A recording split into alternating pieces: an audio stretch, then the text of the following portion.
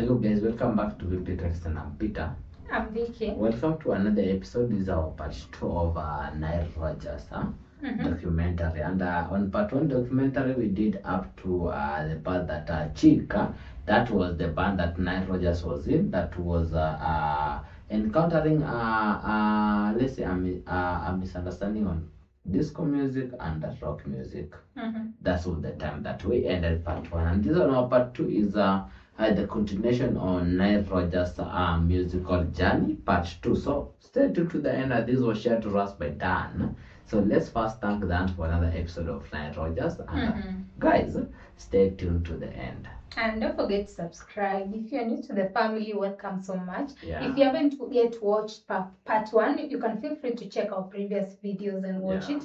Then come watch this continuation. And then in case you have any requests, any recommendations, feel free to share them on the Buy Me a Coffee link. We have a link on the description. We also have a link to the Patreon community whereby you can join, watch movies there, even recommend us your favorite movie. We will appreciate so. Let's go.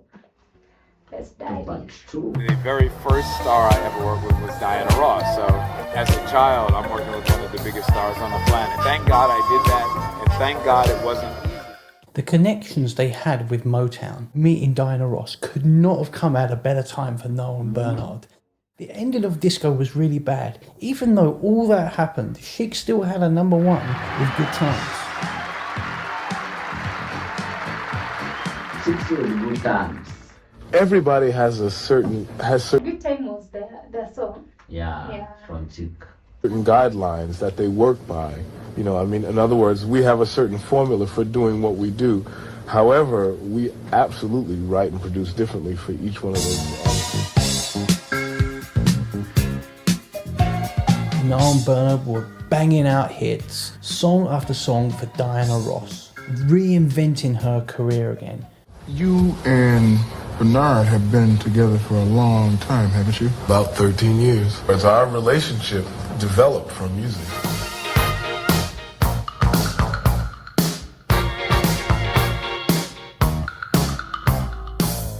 Niall was on the search for new projects.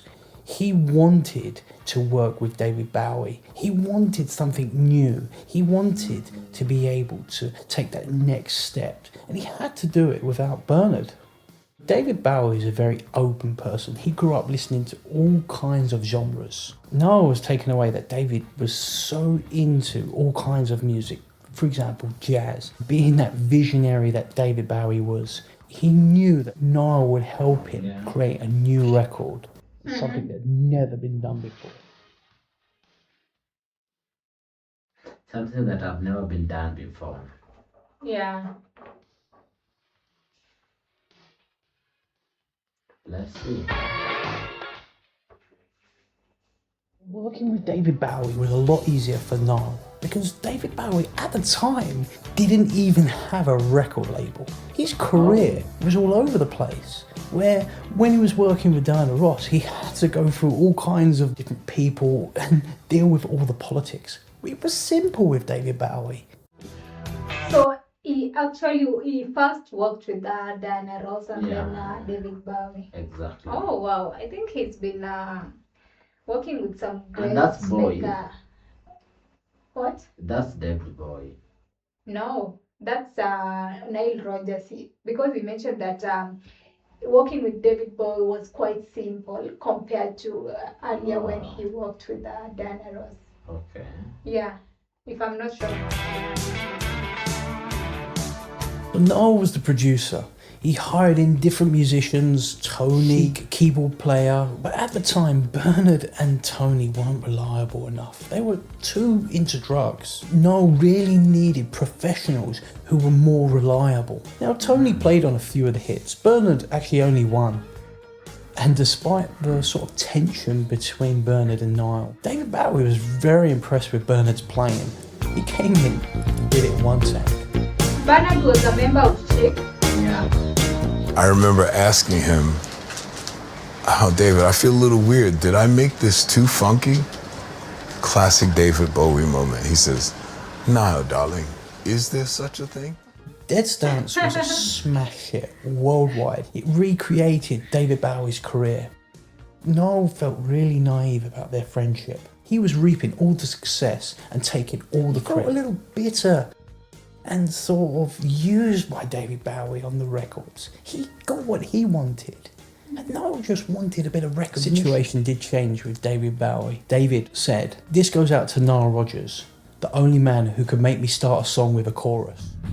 Okay. Oh, The only man who can make me start a song with a chorus.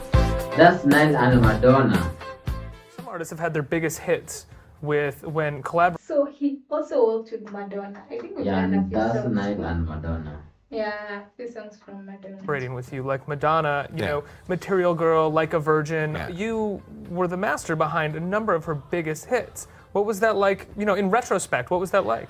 Oh, I remember, I think our narrator has mentioned he was also a producer. Yeah, exactly. Yeah, I think he produced now for Madonna as well. It's my job.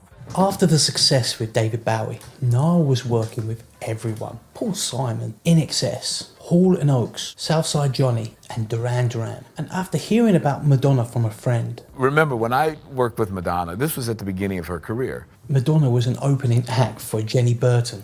Madonna was on the rise. Confidence was coming out of Niall. He was so confident when he started recording Like a Virgin. He said, "This is going to go platinum." He had that confidence.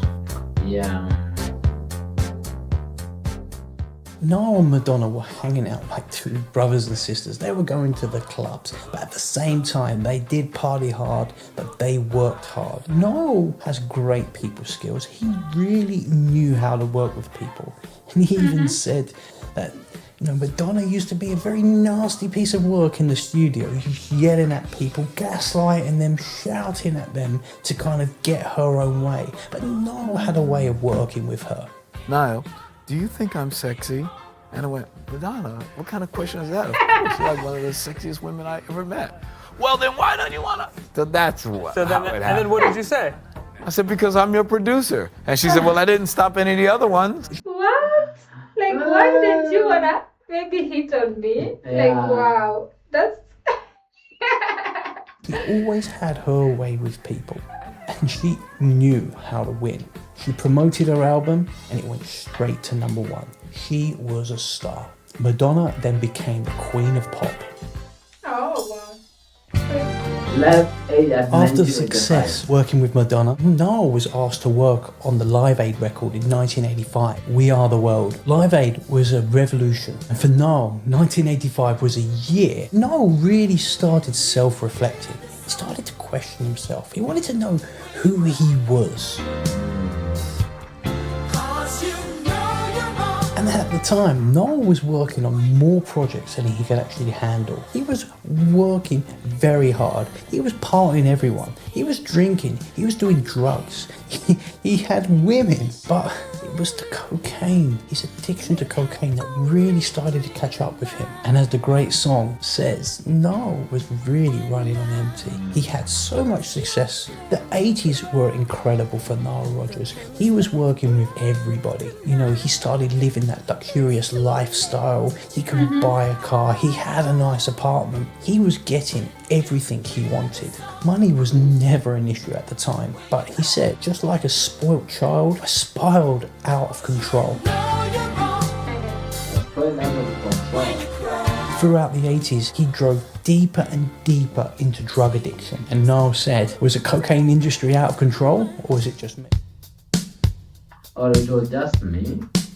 I think cocaine was the major drug that was breaking so many artists at the time.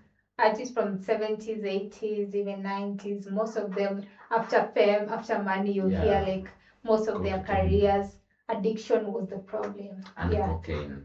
Yeah. The hedonistic lifestyle that I was living only became dangerous for me much later in the 90s. So I lived. It wasn't very uncommon for Niall.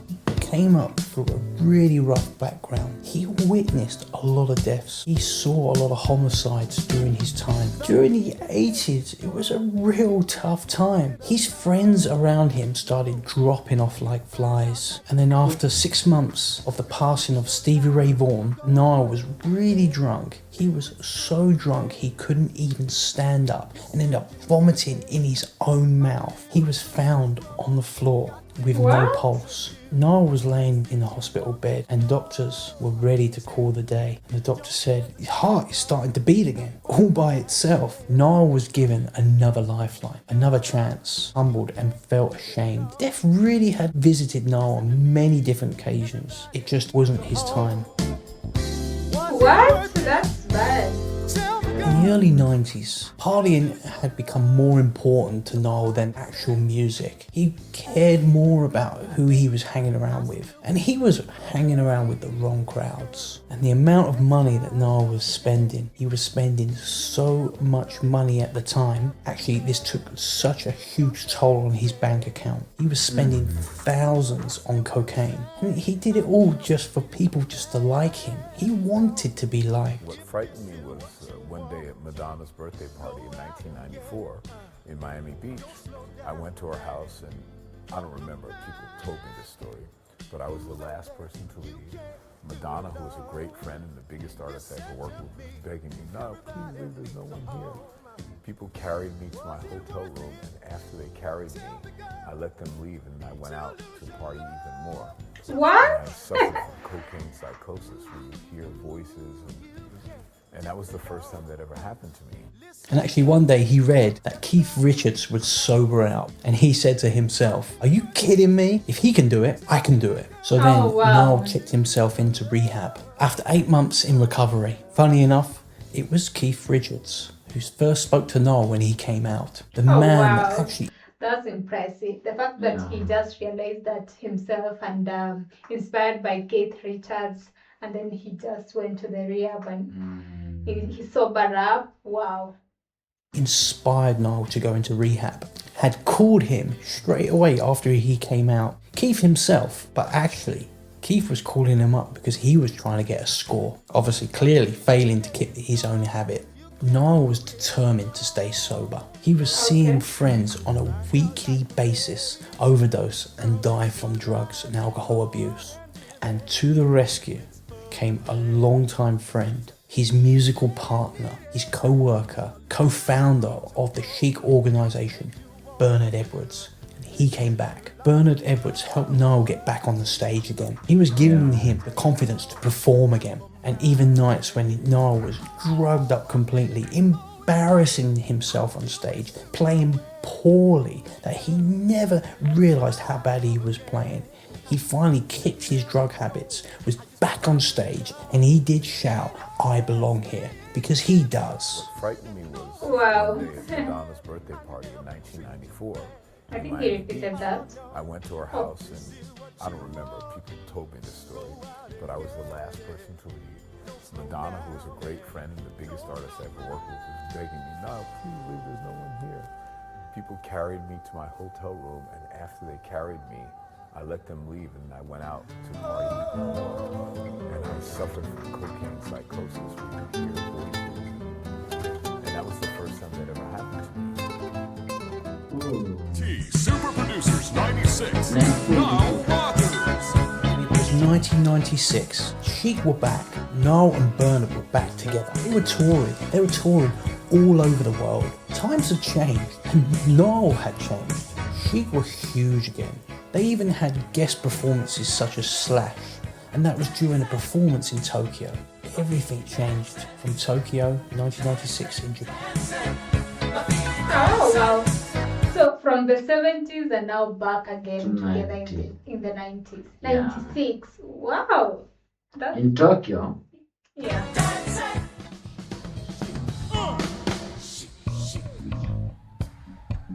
Woo!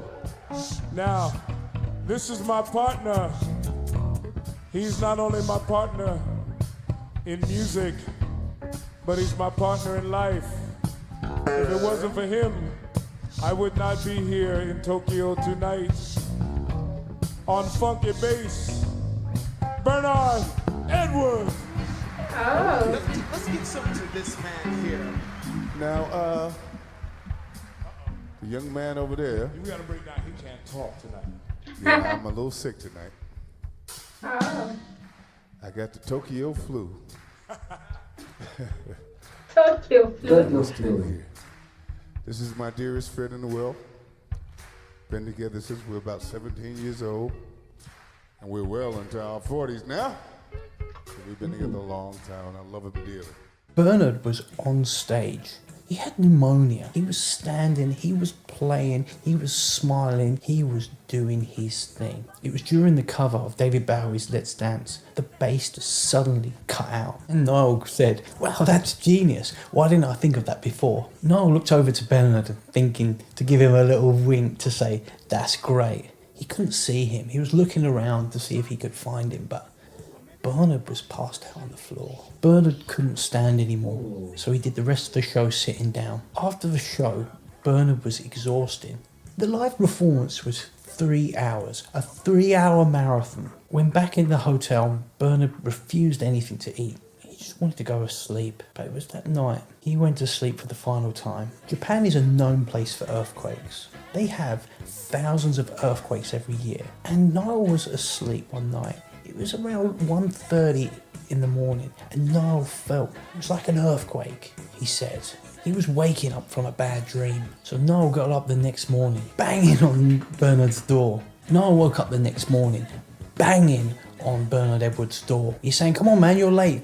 We have to make it to the airport." Bernard didn't open the door. Niall had to go and ask the hotel reception to open the door for him. And that's when he found Bernard Edwards, aged 46, dead in his hotel room.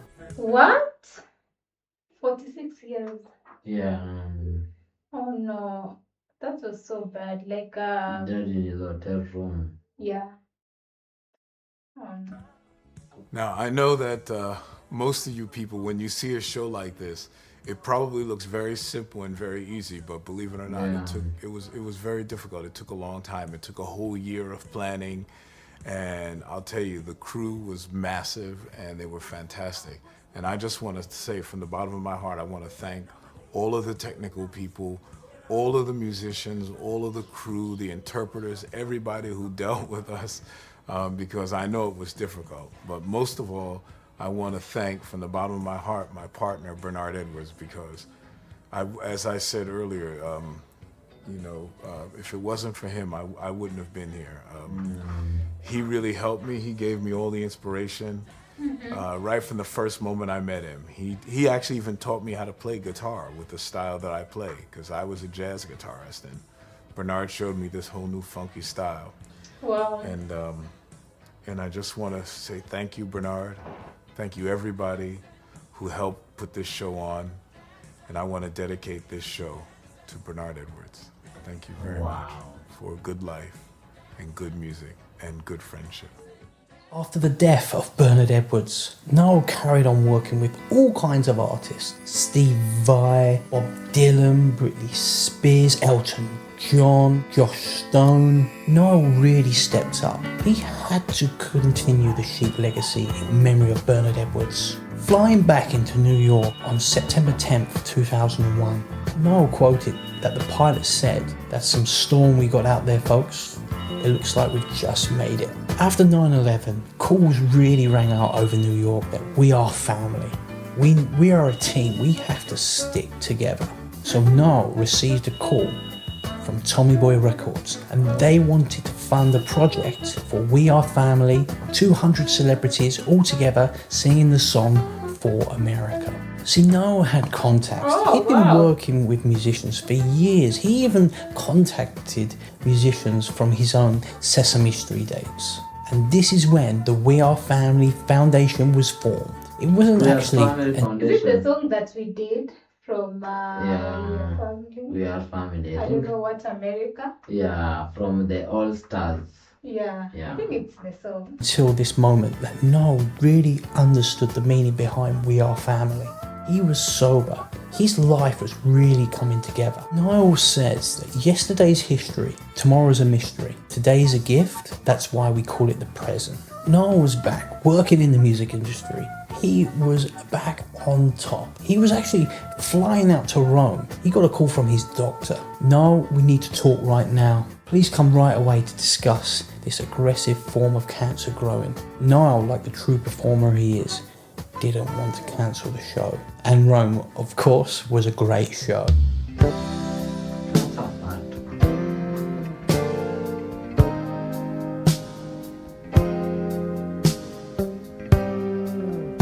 In the rock and roll business, death is almost as common as losing your record deal. Nile Rodgers got the diagnosis of cancer. He was battling cancer on and off for years. In 2010, Nile was diagnosed with an aggressive form of cancer. Death was all around me. I have a blog that I do. Once cancer attacked me, I didn't know what to do. I was afraid. And there's one picture that I post every few months or so, and it has the original 5 men from the Chic organization. And 4 of those 5 are dead, and I'm the only one left at Luther Vandross. What? So there were 5 and 4 of them were gone. He was the only one left. And also, I'm happy that only that Luther Vandross. The only one that Passed away. Raymond Jones, Tony Thompson, and Bernard Edwards, and I'm the only other man in that picture. And now, while going through cancer, Nile did what he did best. He did his own kind of therapy. That was something called music. Nile Rodgers was battling cancer, and at the same time, he was creating hits. Hit after hit. Again, it was all coming back to him. Nile kept writing a blog on the internet. He was writing about his journey through cancer, some great stories about even one time when he lost his own guitar. Life was up and down for him at the time, but he was carrying on gigging. Actually, a show that I even went to in London. After many therapy sessions, having to have surgery, Nile was given the good news that he was cancer-free. Nile was smiling in photos. He was on stage. He was writing blogs at the same time as battling cancer. It really does show you don't know anyone. You really don't know another person until you've walked a mile in their own shoes. It is so humbling reading the work of Nile Rodgers. Nile was working on tours, travelling around the world. Nile didn't miss a show in 6 years. Actually, until he suffered food poisoning in August 2017. With Nile, it's always about the show must go on. It's so wonderful to play music that I've written and produced, and to be on stage with a great group of people who love the music, to see the audience's appreciation for the song, to make a few mistakes every now and then and having people play along with it. It's great. Music evolves, and Nile was a rare breed of musicians who understood the next stage of music. So what happens is that the music evolves. It has no choice. It's just like life. It's just like everything else on this planet, right? We evolve. Everything gets better. Disco wasn't ever destroyed. It just evolved. Nile always kept his style. He just put that into a different context, just into a different way. That It even says that EDM is just a natural progression of hip-hop. So many drummers or so many bass players would put out the work in the 80s and even more in the 90s. They didn't adjust like Nile did. Yeah, guitarists lost work too, but they just had to adjust, they had to adapt. And they couldn't adapt like the way Nile did. He is still relevant today. He is current today. He's still gigging today. He even has a tour with Cher this year. But actually that was cancelled due to obviously what is going on at the moment. But Nile will be continuing to be working in music. He will be around for years and years to come. The thing that you live for, the thing that you dream about when you're younger is, man, maybe one day I'll go out on stage and I'll play all my own music. I think that is it. Wow. His journey is so impressive. Exactly. And we are so happy that interviewer was telling us like he will live and he will still produce songs and songs till each and every time. And we are so glad that he was featured in the recent song of Nico and Vince, Unbreakable. Unbreakable. Yeah, so I wonder how old is he? Just imagine from the 70s, and he's been there all along, transiting from one era to the other. At some point, he was fighting for his life, diagnosed with cancer. He was able to overcome that, and then he was also he's been touring each and every time. Like, his journey is so impressive. Exactly. Yeah. And you know what distinguish you from other talents? It's your uniqueness Exactly. and your persistence. And you know, Nile Rodgers, he showed his uniqueness to transit from centuries to centuries. And what now persists from uniqueness is talent. Exactly. Talent transits timeless tunes, and what he has produced is just something that we can't even ignore. Yeah, imagine he's a producer, then he's a Yeah. guitarist. Like, he knows what he like. He's a jack of all trades, and I just love the way he's been there. Like, he's been no matter what he has gone through, he's not Yeah, losing hope. exactly. Yeah, even the time when he was sick, diagnosed, he could still perform, produce hits and hits, and that was so Exactly. motivating. Yeah, and he's one of the legends that we are really celebrating at the time. Exactly. Now Yeah. this makes me curious, like, to watch both of the Chic songs, his songs Yeah. as well. So more will be coming. Stick around. Sorry. And thank you so much, Dan, for this. Thank you, guys, for watching. And Subscribe, stay tuned. see you soon. Bye bye.